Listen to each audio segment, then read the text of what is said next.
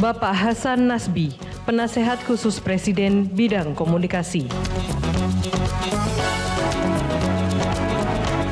Jadi penasehat khusus nanti tentu sebagai pembantu presiden, saya akan bekerja sama yang sangat erat dengan Abangda Kabakom yang baru, Bang Kodari, mungkin juga nanti dengan Ibu Menkom Digi, dengan Wamenkom Digi untuk memperkuat lagi bidang komunikasi.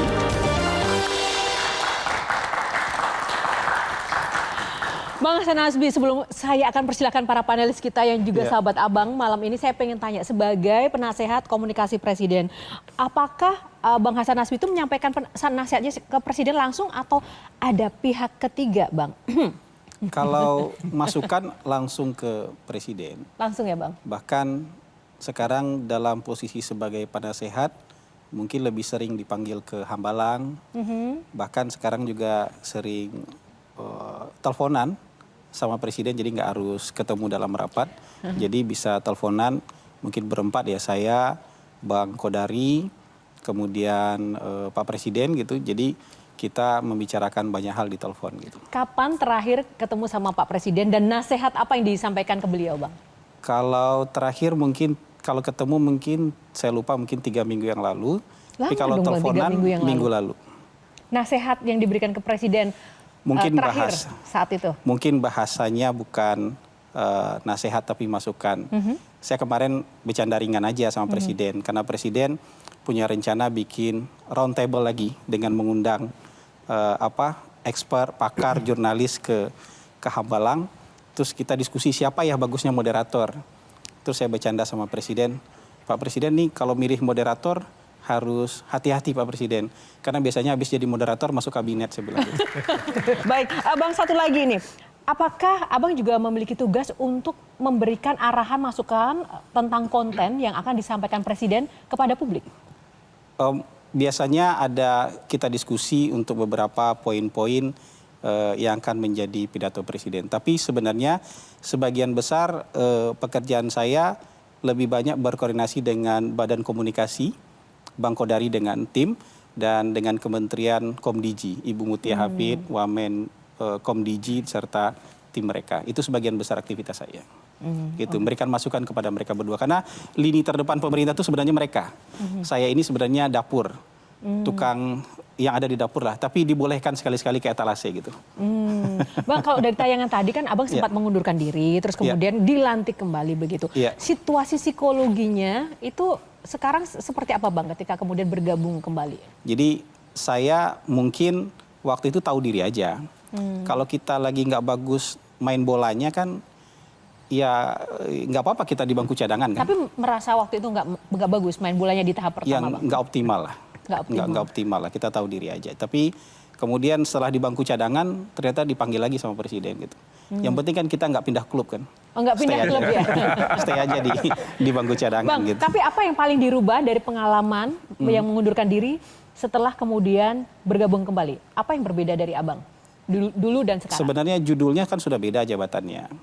Kemudian juga sekarang sudah mulai agak merasa pejabat. Dulu tuh agak kurang ngerasa pejabat kita. Jadi masih ngerasa orang bebas. Jadi ngomongnya lebih cepat. Lebih hati-hati kah sekarang? Saya tuh sekarang posting itu kurang agak bebas juga. Karena kayaknya punya dedicated haters. Maksudnya dedicated haters gimana? Jadi haters yang berdedikasi. Jadi kita posting apapun tuh ada haters yang tampil di situ gitu. Jadi baper nggak Bang? Enggak. Kalau itu sih enggak. Udah tahan banting? Iya, kita anggap aja kan ini kan orang yang belum paham, nggak ngerti kita, jadi sudahlah biarlah gitu. Atau mungkin mereka ya mungkin hidupnya lagi nggak baik gitu, jadi harus menumpahkan kemarahan, kekesalan, kayak ya kan pilih-pilih aja gitu. Curhat ya Bang ya. Oke, karena penasihat Presiden Bidang Komunikasi, kita serahkan yang pertama untuk ke pakar komunikasi politik kita. Silakan Mas Adi. Saya harus nanya. Oh harus, yang pertama kali. Ini berat nih biasanya. Saya panggil Bang Hasan. Bang Hasan, apakah nggak kapok sebenarnya dalam hal ini misalnya menjadi penasehat khusus Presiden di bidang komunikasi? Karena kalau dilihat wajah Bang Hasan ini kan man of controversial. Jadi apapun yang diposting, positif sekalipun memang bully-buliannya banyak. Lalu apa yang akan diberikan masukan kepada Presiden kalau Pak Hasan yang selalu dipersepsikan sebagai publik itu mengandung segala begitu banyak kontroversi. Iya, saya sih enggak lah ya. Karena itu risiko hidup di dunia yang serba terbuka seperti ini. Pasti nggak mungkin siapapun orangnya yang 100% suka sama seseorang. Orang paling baik sekalipun, ustadz sekalipun pasti ada yang bully lah. Begitu ada masalah pasti ada yang bully. Kan Pak Ustadz juga pasti ngerti, Nabi pun ketika berdakwah ada yang ngebully, ada yang lempar kotoran gitu, ada yang biasanya yang figur seperti beliau aja ada yang membuli, apalagi kalau sudah ada sosial media waktu itu pasti ada lebih banyak yang membuli. Tapi saya masuk lagi karena menghargai perintah. Jadi kalau buat saya keluar itu nggak apa-apa, di luar juga nggak ada masalah. Tapi ketika diminta lagi ke dalam, buat saya itu juga penghargaan, sekaligus apresiasi terhadap kita, dan artinya pemerintah juga butuh kita. Nah, pertanyaan kedua, Presiden Prabowo Subianto ini kan dikenal sebagai orang yang hebat gitu ya, pengalaman politiknya cukup luar biasa, networking internasional juga, tidak ada orang yang meragukan. Apakah seperti Pak Presiden Prabowo ini masih butuh nasihat ya? Kan itu yang sebenarnya menjadi tanda tanya publik. Makanya saya juga nggak berani, walaupun titelnya penasehat, nggak berani menyebutnya sebagai nasihat kan, masukan. Karena Presiden sebenarnya sangat terbuka buat diskusi. Tapi kita juga harus ingat, orang kalau sudah sampai level presiden, nggak gampang pendiriannya goyah. Jadi kita jangan sedikit-sedikit bilang presiden nggak terima masukan. Karena ketika kita punya masukan kita juga pasti di-challenge oleh presiden. Karena presiden kan bukan kertas kosong. Ini buku yang tebal dan hampir penuh nih. Jadi kalau kita mau masuk dengan ide yang berbeda, buku beliau yang penuh itu punya banyak argumentasi untuk men-challenge kita balik. Tapi beberapa kali ketika kita dianggap bisa mempertahankan argumentasi kita, Presiden pertimbangkan masukan-masukan seperti itu, dipertimbangkan. Presiden terbuka sekali untuk itu. Dan nggak harus hari itu juga Presiden setuju dengan kita. Bisa besoknya kan. Bisa besoknya lagi kan. Tapi yang penting ide sudah kita sampaikan, masukan sudah kita sampaikan gitu. Oke, bicara soal kertas dan buku, Kang Maman, silahkan. Oke, karena bicara buku, melihat sequel tadi di dalam keluar di dalam lagi, entah kenapa langsung terbayang Tan Malaka. Bang Hasan pernah jadi sekretarisnya Hari Puse. Iya betul. Sejarawan yang sangat detail memperhatikan Tan Malaka, kemudian menulis 2 tentang Tan Malaka. Seberapa besar pengaruh, ini pertanyaan pertamanya nih, seberapa besar pengaruh Tan Malaka dalam perjalanan pemikiran dan kehidupan Hasan Nasbi? Kalau dari sisi cara berpikir sangat besar.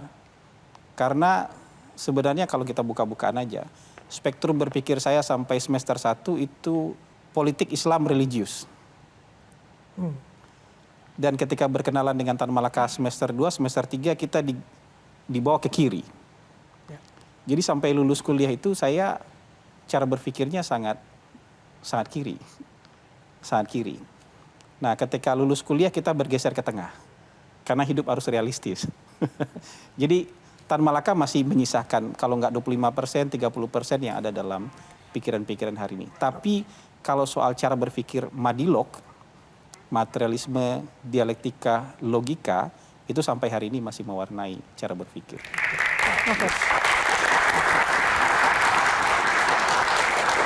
Sebelum saya akan persilakan Kakak John, ada sedikit jeda games dulu. Saya pengen tanya ke Bang Hasan. Suasana diskusinya tampak tegang. Mungkin yang dihadapi ini pejabat soalnya. Oh gitu ya? Nah, oleh karena itu biar gak tegang kita games dulu nih. Bang Hasan Nasbi siap nggak? Ini sudah santai ya.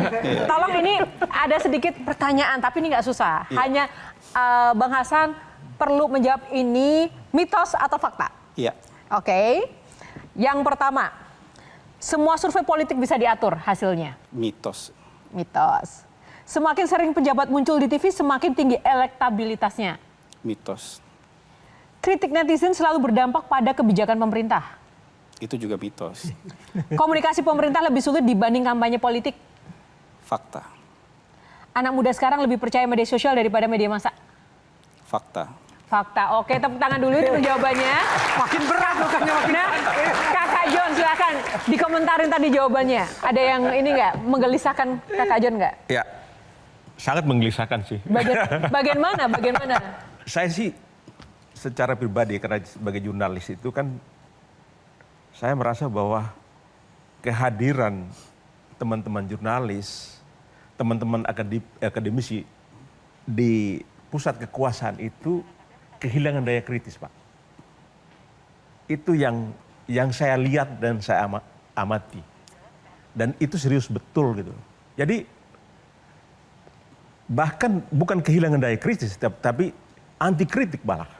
Baik. Nah, saya minta kira-kira Bang Hasan apa komentarnya soal seperti ini, Pak? Nah, tapi jangan dijawab dulu Bang Hasan. Kita harus jeda dulu. Selesai jeda, kami akan kembali hanya di Q&A. Karena setiap pertanyaan selalu ada jawaban.